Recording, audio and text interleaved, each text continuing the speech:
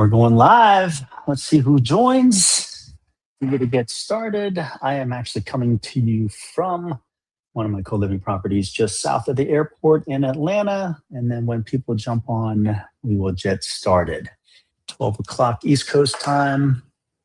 Welcome. My name is Quentin Wendt. We are going to jump right into presentation around from an operator's perspective. What's it look like? We're going to go from how do you become an operator who's actually operating your co-living property versus somebody who is just sitting there owning a property and hoping that the business works. That's what the intent of this call is for, right? Feel free to use the comments. Please let me know what's going on. If you have thoughts and comments, just feel free to throw them into the chat. I'll try to do as best I can to answer those as we go. All right, here we go. This is what you're going to learn today. We're going to spend about 45 minutes. We're going to focus on the things that can transform your co-living business. I'm going to touch on the co-living opportunities. Why is it so hot? Why am I so bullish on co-living? I'm going to introduce our three-part framework. We call it Host IQ or Co-living IQ. It's broken up into Acquisition IQ, Conversion IQ, and Host IQ. How do you acquire a property? How do you convert a property? And then how do you host and manage that property for your business? And this is where I talk about blueprints and systems and things that are consistent. I'm going to go over some real case studies and numbers around properties that I acquire.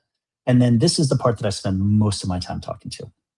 What is the hospitality advantage? What are you talking about? Right? Like, how do you inject hospitality into your co-living operations? So when you look at the playing field, you're competing in the same arena as people who are renting rooms, but are you actually delivering a better experience? I use very simple analogies for this. Are you if you're in fast food, are you a McDonald's or Burger King, or are you a Chick-fil-A? Same category, same business model, but the reality is, are you doing it and delivering it a little bit differently? Then I'm going to introduce you to things that I think are the big key differential, especially for brand new investors, is do you have a community that you work with where you can just sit as a fly on the wall and just absorb other people's knowledge and hear the conversations that other active investors in that arena are doing. And then from there, feel more confident, get a community of people that help you along the way. All right, why co-living? Why now? Why am I so bullish? Why is everybody talking about co-living? Most real estate investors, they're trying to get either cash flow or they're trying to get the tax benefits. And if you do it and you buy right, then you can get appreciation. But if you have a property that is actually a four-banger, as I'd like to say, and this is why I think co-living is such an immensely important strategy, you should get cash flow. You can buy in areas where appreciation is happening. In my model, we tend to find neighborhoods and we coach around finding neighborhoods where there is appreciation. I try not to be in the C and the D class neighborhoods because I'll get to that, but from the lens of my customers, do they really want to live in a C and D class neighborhood? If they can pay less and live in a better area, now you're just kind of creating value, which I think is the most important thing. And then you get loan pay down. Dynamic loan pay down is because somebody else who's living in your house is paying down your mortgage. That's the four, the cornerstones of why people do real estate investing. The biggest one right now is cash flow. Because of the macroeconomics in the marketplace right now, it is hard to get cash flow. 1%, 2% rules, they don't apply anymore because mortgage rates are high. If you're getting DSCR rates, you're probably 8 and 9. If you're getting traditional rates, you're probably between 6 and 7. That means your mortgage payment is significantly higher. You have to have a lot of bedrooms in order to get the cash flow. So that's why people are leaning so heavy into co-living, because this cash flow model, it helps them achieve the most important one that they think is most important in the very beginning for new investors, which is cash flow. Seasoned investors will tell you, hey, I want long-term generational wealth. I want the tax benefits of the dollars that I'm deploying out into real estate. So all of these things will kind of evolve as your investment journey evolves. Here we go. So what's the co-living marketplace? What's the evolution of it? I think the landscape has changed. And I think because of that, if you can recognize how the landscape has changed, then you start getting into, where can I find a competitive advantage?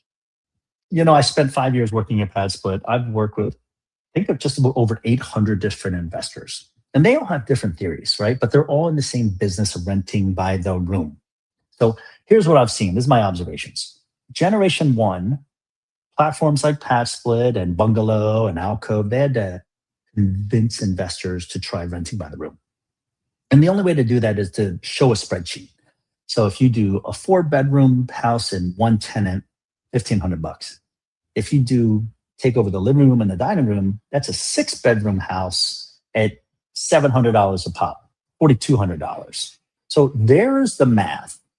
So with that idea, and just like most humans, if six is good, what does nine look like? What does 10 look like? And then all of a sudden we had to put some restrictions as a platform to all 4 bedrooms to 1 bathroom.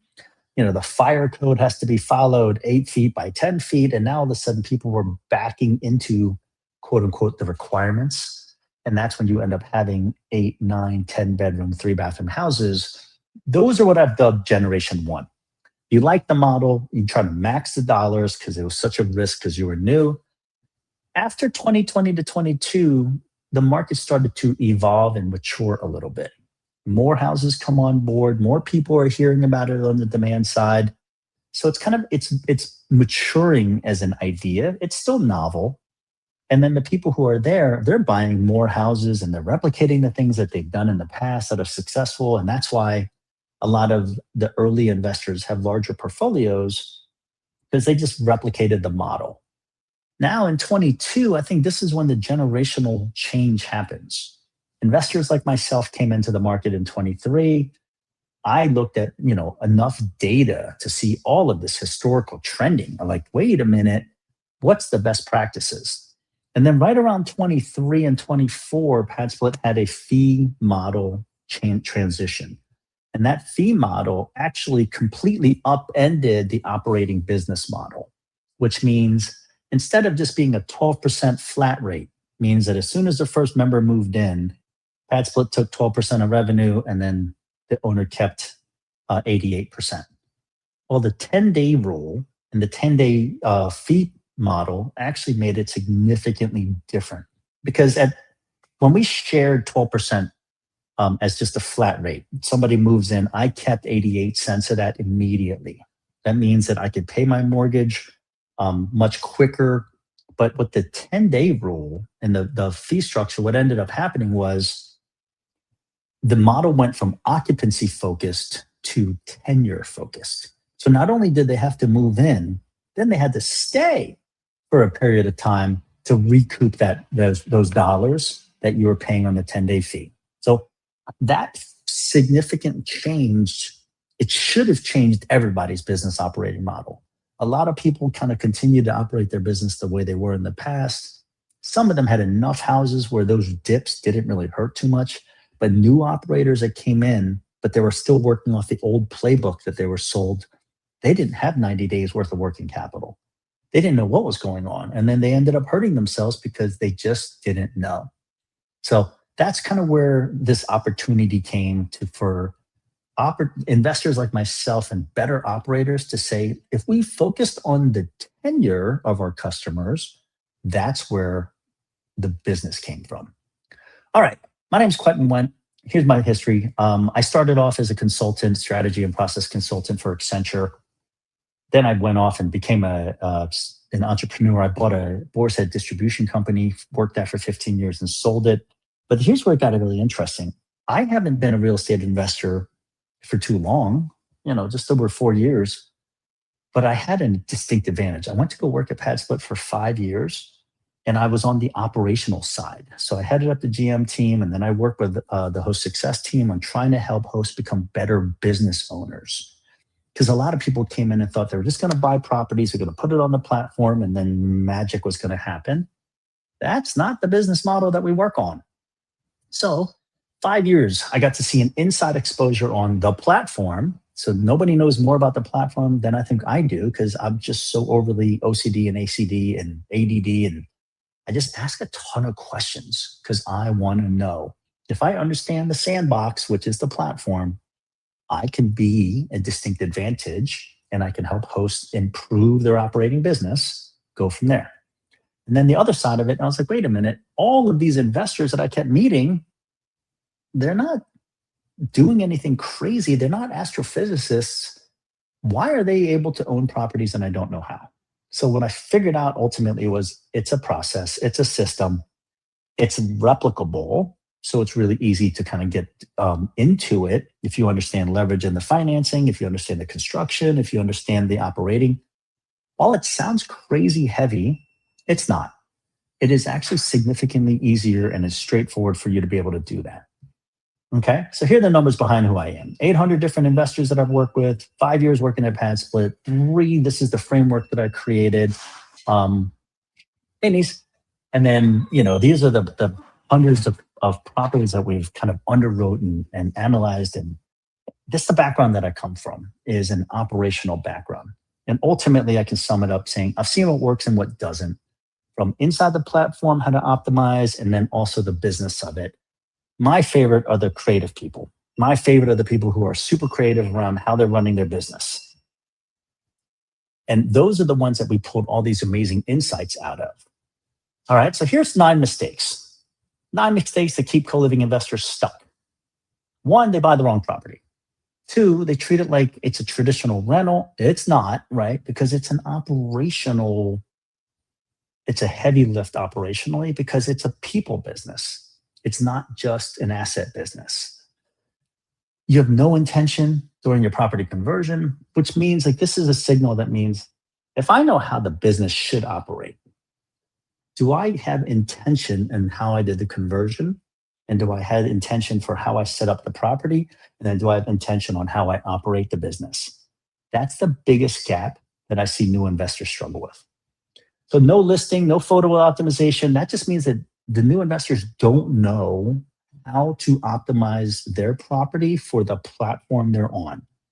Essentially, if you were an Amazon seller, you don't know how Amazon works. And that's one of the biggest problems that I see for new investors is this idea that the platform handles that.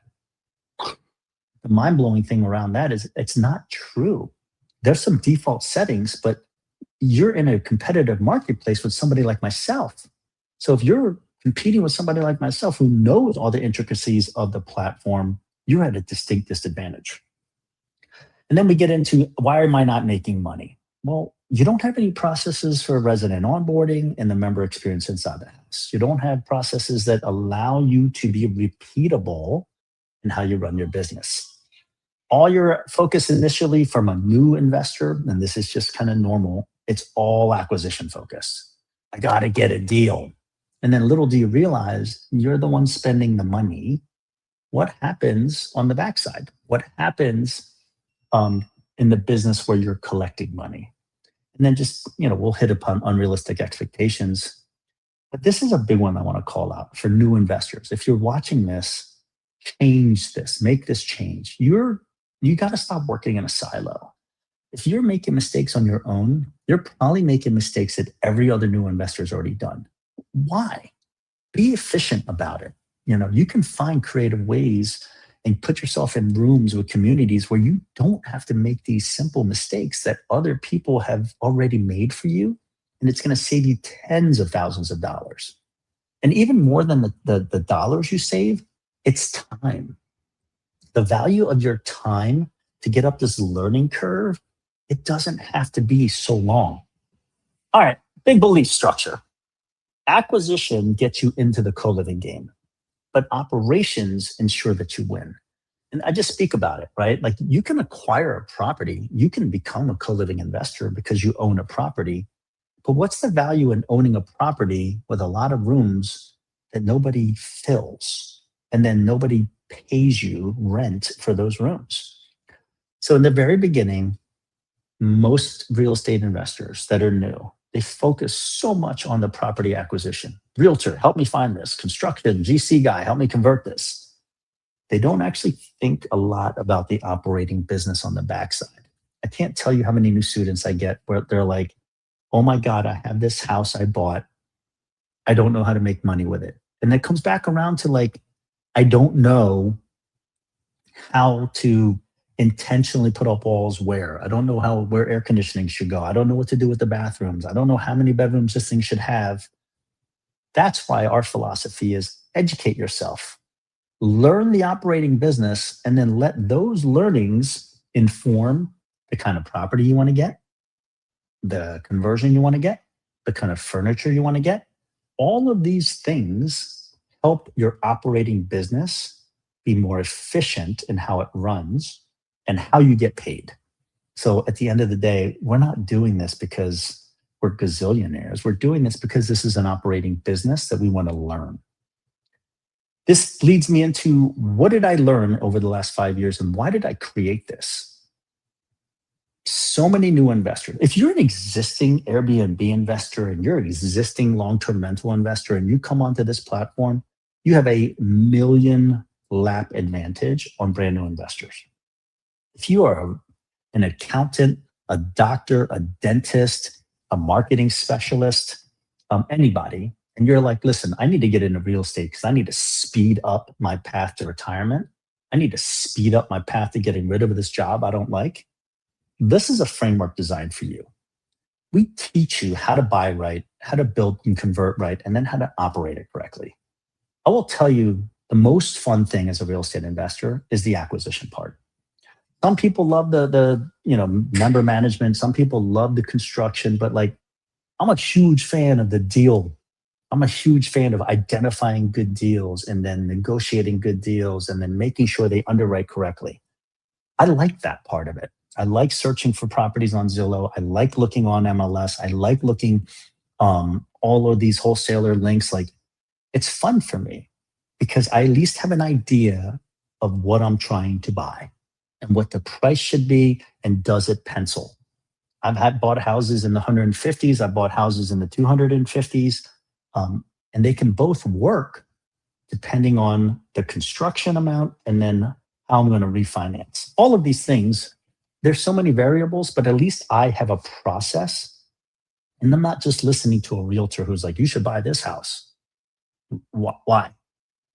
Tell me about it. Tell me how it's going to generate the revenue in the business and operate in a way that then my neighbors aren't going to complain. I'm going to have enough parking. I'm not on a septic tank that's going to blow up with 8 people in a house. Like, tell me about how this business is going to help, and this house is going to help build my co-living business. That's the thing that you need to be armed with this information.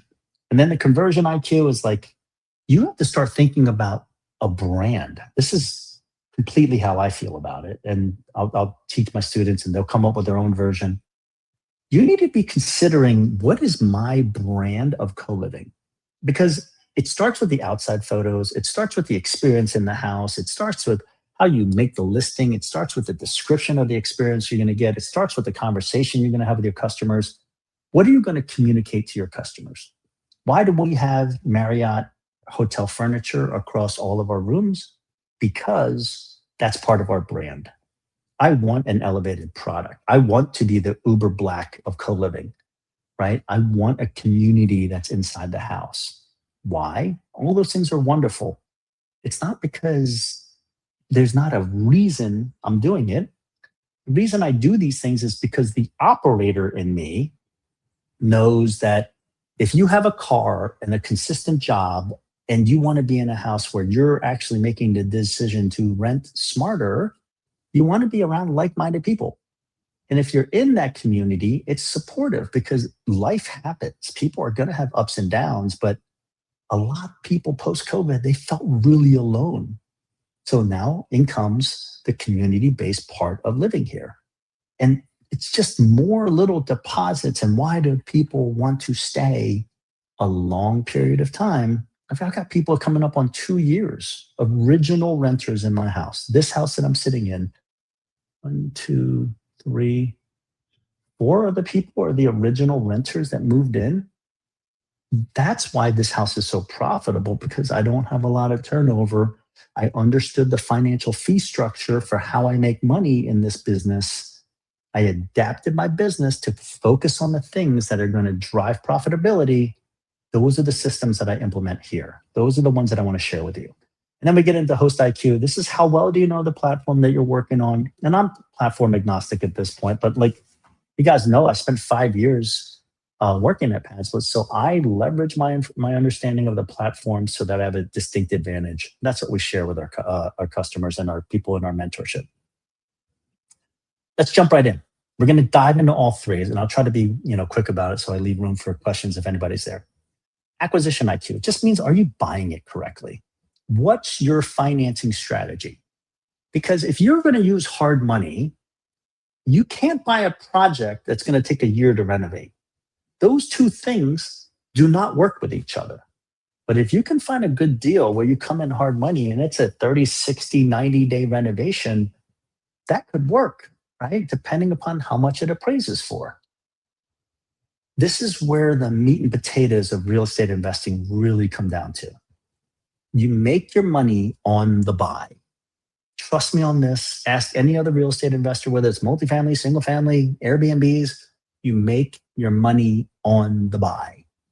I have just worked with so many new investors that came in.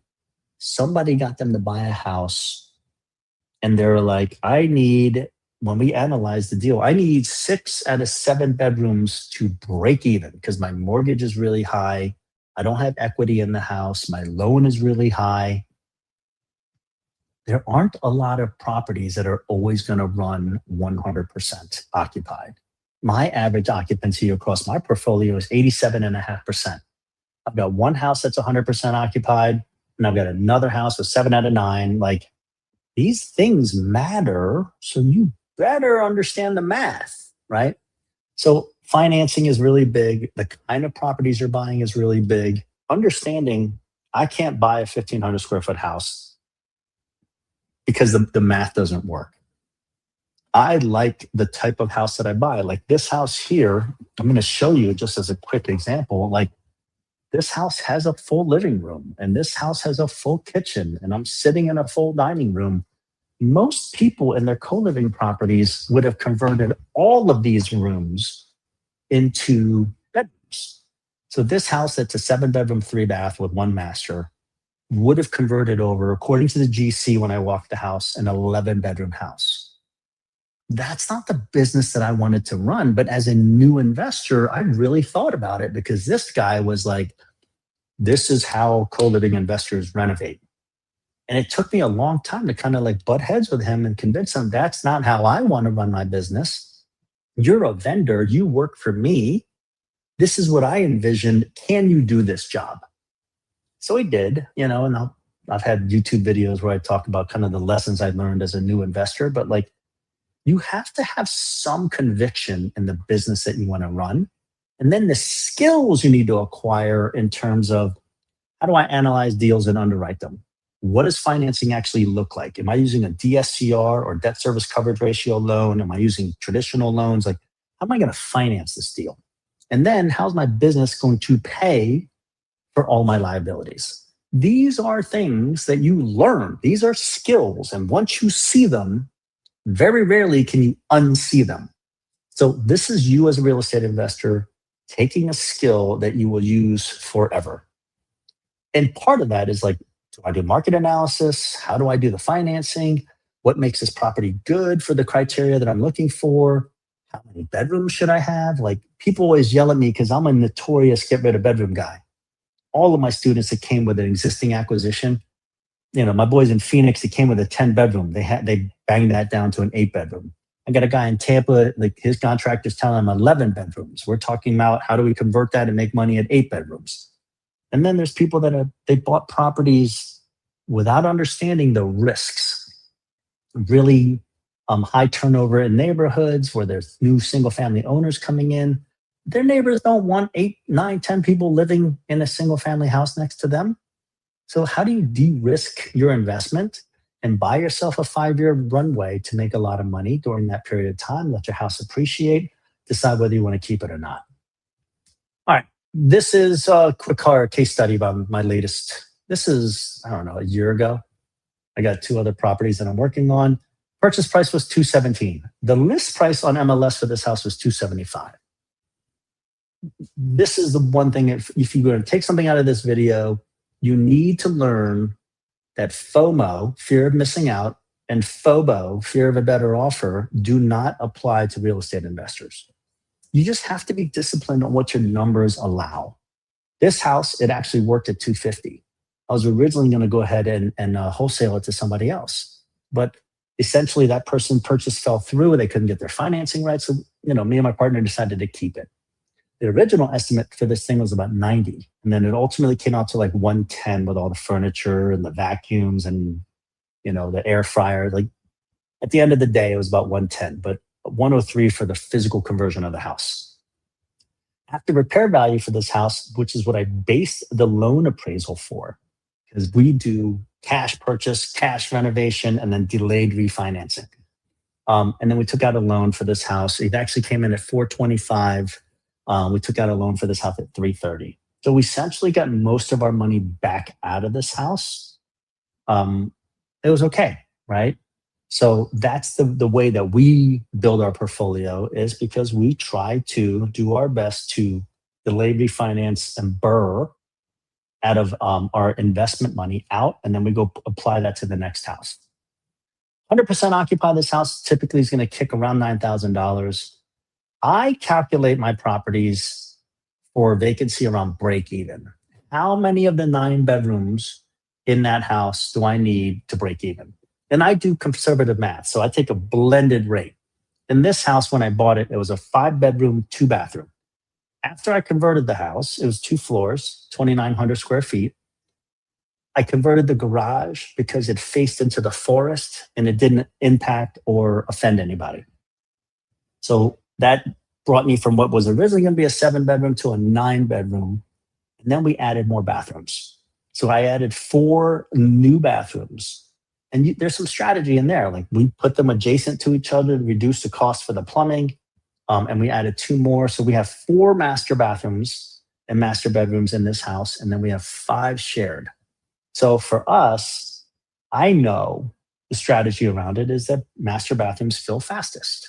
So we need 4 master bathrooms would get us to break even. And then poof, when we opened up, between 27 and 21 days, the first floor to fill were the master bathrooms. So I was already profitable at less than 50% occupancy. That's how I underwrite my properties. That's how we teach our students to underwrite our properties. I implore you, figure out what break even is by number of rooms. If you're using a calculator, turn around and show your realtor, hey, if it's a 9-bedroom house, each bedroom is 11.11% vacancy. How many of those do I need to account for to break even on my math? In our case, it's about 4.5, right? But that's the blended rate from 175 shared bedrooms, 190 shared bedrooms to 290 for a master bath. So that blended rate, I need 4.5. But in reality, the 250, the 250, the 250, and the 270 for the master bathrooms, they allow me to be profitable. And that's how it worked out. Now I've got 7 people in there, which means that I've got 3 people at roughly $800 a month, pure profit. So that house makes a lot of sense because I run it like a business.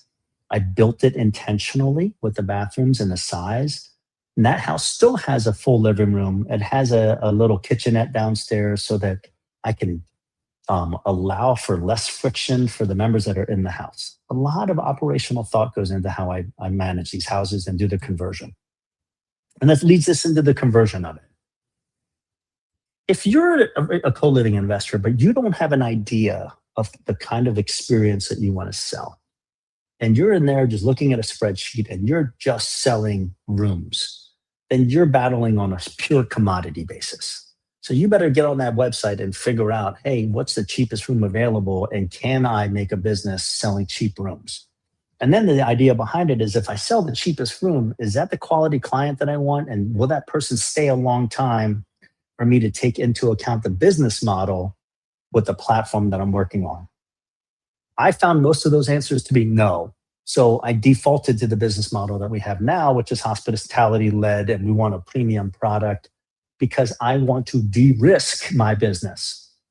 As Charlie Munger would say, your job's not to be Elon Musk and figure out the next new thing. Your job is to look at the market field and figure out what do I need to avoid so my business does not die. That's it. Just keep your business alive. These are the best practices and strategies that we brought on. So we start with a brand in mind, an ICP or an ideal customer profile, and we build our houses and experience designed around that person. Then we get into the platform. So most co-living investors, they don't do this on their own. They have a platform that they're working on. Do you understand the platform?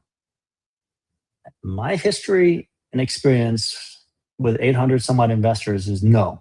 The answer is no. I'll tell you what, I've talked to a lot of people internally to the platform. They don't even understand their own algorithm. So how do you read the data that's provided? And I'll use this analogy all the time. It's like the movie The Matrix. You get data presented to you. Are you just reading the data, or are you actually looking at the stories and the nuance behind the data so that you can make operational decisions? You should understand this. I think overall, about 65% of the hosts, their listings aren't optimized. The photos, the listing, the pricing, however you're presenting it, your marketing per se, it's not, right? This is what your occupancy looks like if you're not optimized. People don't want to click on your property. They don't want to book it. Those of you that have optimized listings, your occupancy goes up. Your revenue goes up. You don't make money when you have vacant rooms. So you should learn how to use the platform. That's one of the biggest advantages of people in our mastermind and mentorship is we deep dive into the mechanics, and then the operators figure out how to leverage those. All right, let's talk about it. It's an open market. It's a dynamic marketplace. It's like Amazon, Etsy, all of these places, Shopify. Are you competing? Do you know how to compete against everybody else? There's 30,000 rooms. Everybody brags about a platform that has 30,000 rooms. That just means that I'm competing with 30,000 rooms. In Atlanta, there's 10,000 rooms that I'm competing with. Why and how do I compete using the rules and understanding the rules of the platform? That's the difference. Then we get into Host IQ. This is what's delivered. This is the meat and potatoes. What systems do I have? From how my listing is set up to how I screen the people coming inbound once they click on my listing. How do I allow and curate that member experience from the move-in? If I asked anybody, if you've ever been to a DoubleTree hotel, the number one thing that they'll tell me they remember is, you're right, the chocolate chip cookies. That's it. The cookies they give you, some stupid little cookie is the differentiator between a DoubleTree, a Marriott, and a Hilton. But it's enough, right? Like these are the things that people think about. You go into a Moe's, hey, welcome to Moe's. You go into a Quick Trip, hey, welcome to Quick Trip. Why do you think it's so consistent in their operating processes? That's how I view our business, right? These are the systems that we've created and put down on paper as a blueprint for how we do property management and more important, member management through that experience in the house. Because here are the goals that we're trying to get.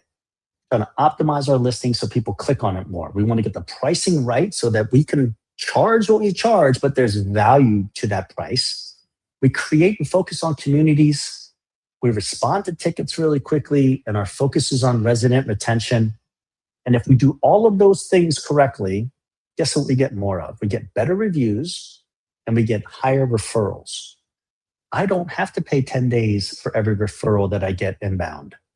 The only referrals I can get are from my own customers. So do you ask?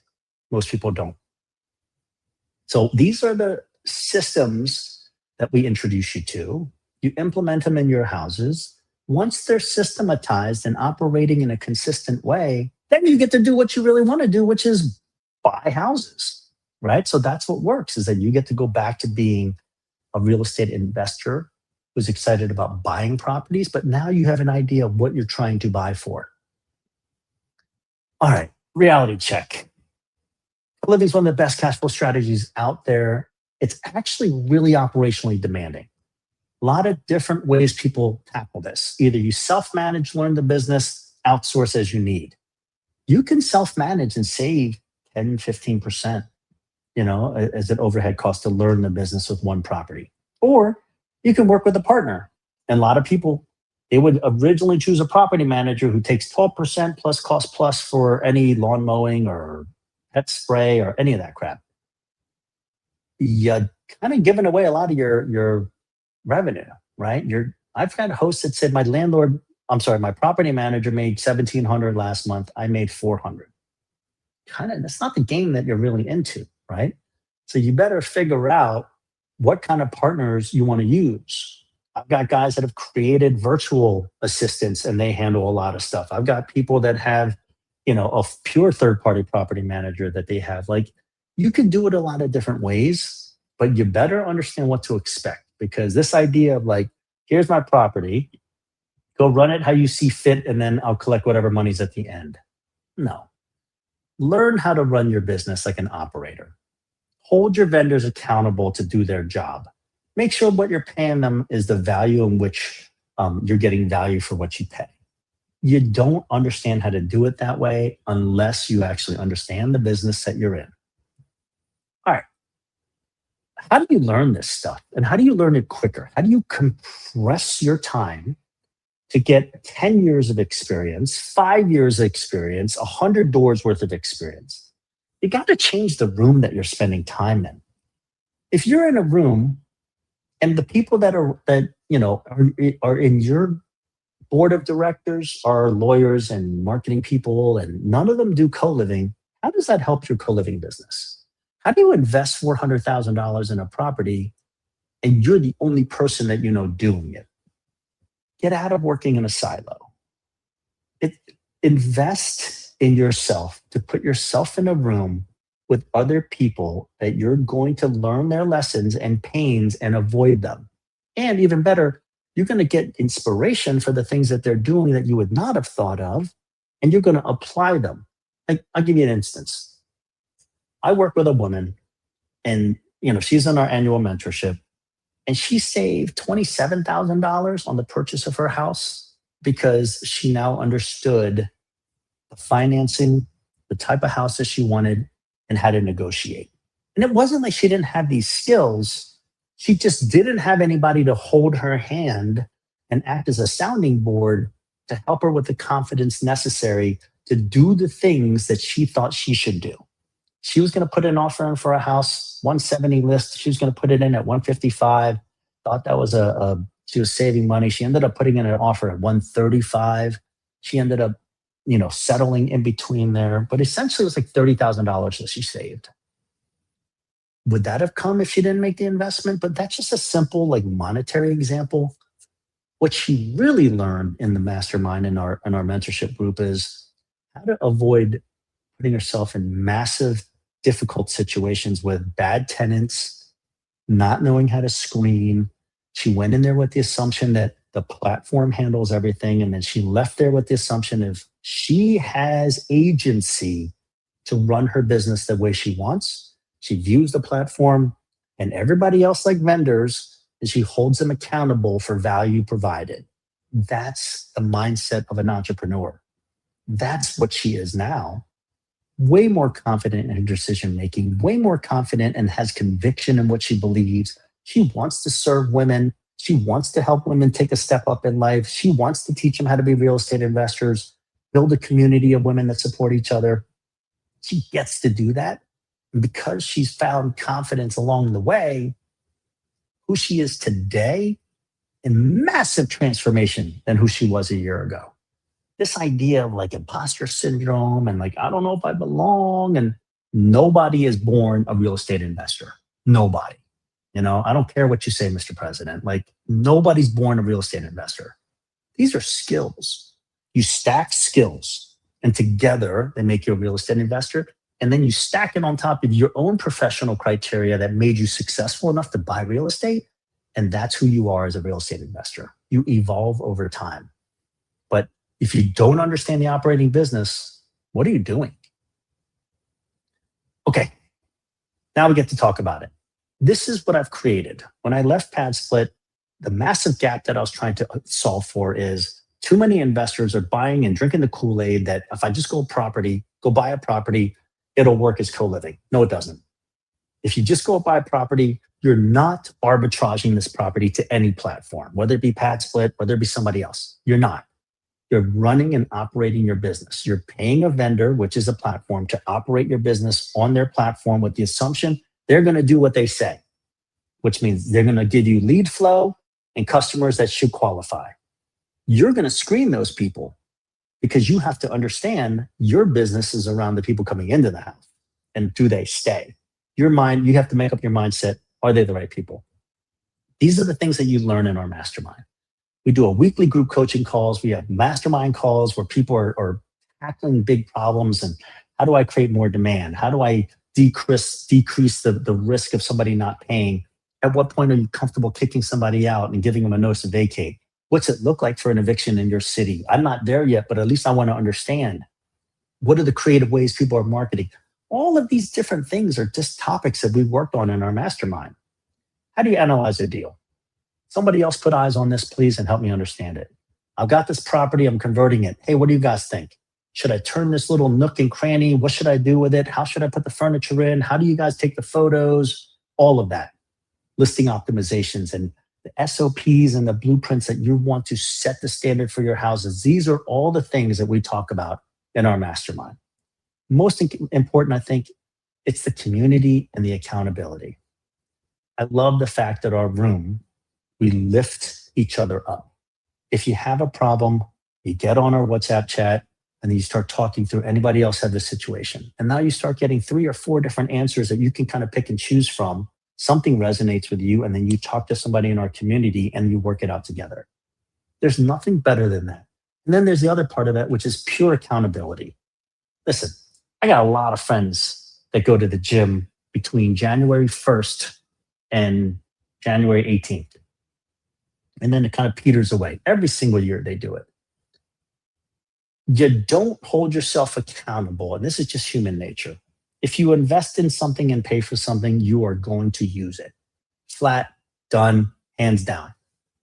Unfortunately, for new investors, to make that broad jump from, I think I want to be a real estate investor, to I'm going to buy my first house, very, very few can make that leap on their own. They're much more comfortable being in a group and having a herd mentality and having a support mechanism that gets them over that hump. Once you have that confidence of having accomplished it once, boom, you can do it on your own. Now the community. I say this analogy, a lot of people go through life with their head down and they're just looking at one individual step. And at some point they meet somebody that says, hey, lift your head up. Take a look at the perspective around you. Okay, you have a great peripheral vision. You can still see your toes, but you need to see the playing field. And by doing that, you get to avoid these massive landmines that blow up in your face and blow up your business. That comes from the group that you're with. Okay, so understand that. That's the value of joining a mastermind group or joining some kind of community. If you don't choose mine, that's okay. But if you heed the lesson that says, I need to be in a different group, and I want to be personal and all this other stuff, just please do it, okay? Here's what members get. This is the results, okay? My friend Laura's out of Kansas City. She closed her first property in 92 days. She's been in other communities for 2 years. She's 100% occupied, fully cash flowing, has conviction in what she's doing. She's looking and putting in offers for property 2. My boy Bal, he lives in Atlanta. His 2 properties are in Texas. You know, these are just his co-living properties. He came in as a real estate investor, short-term rentals, student rentals, single families. But he's like, wait a minute, what's this co-living thing? He wanted to learn everything around co-living. And then the beauty of it is he's such a good guy. I've learned so much about student housing. I've learned so much about conversion. I've learned so much about other things because he's a value add to our community. And then Gordon and Timmy, Shad, these guys are based out of Phoenix. They're fast movers, right? They're on their 4th property right now, I believe. And they're across 2 different states. But they were, great acquisition people. They had very little operational model. They thought that they were going to go ahead and buy houses and hand them over to somebody else and it was going to make it rain. They're the guys who called bitching and they're like, dude, my property manager makes $1,700. I made $400. What is the problem here? So they figured out how to change their operations where they became more profitable. Okie doke. Here's what you get. you get the mastermind, look at our website, go to coliving.com. I would love for you guys to just schedule an assessment call because a lot of people don't need everything, right? They just don't know what the pain points are. They can't see past tomorrow. So just schedule a call with me. Go to our website. You can schedule an assessment call. We can talk through the things and the pain that you're feeling. Yeah, there you go. So just go on the website and just, it's 30 minutes, schedule it on my Calendly, get a customized roadmap for what you need best. Join a community, whether it's mine or somebody else's. I look forward to working with you guys if that's possible. Have a fantastic day. Feel free to email or call or text me. Do me a solid. I have a ton of free content out on YouTube. I have a ton of free content on Instagram. Keep absorbing it. Just sign up and hit us a follow or a subscription. Um, just keep learning, right? The more you learn, the more you earn. Have a fantastic day, everybody.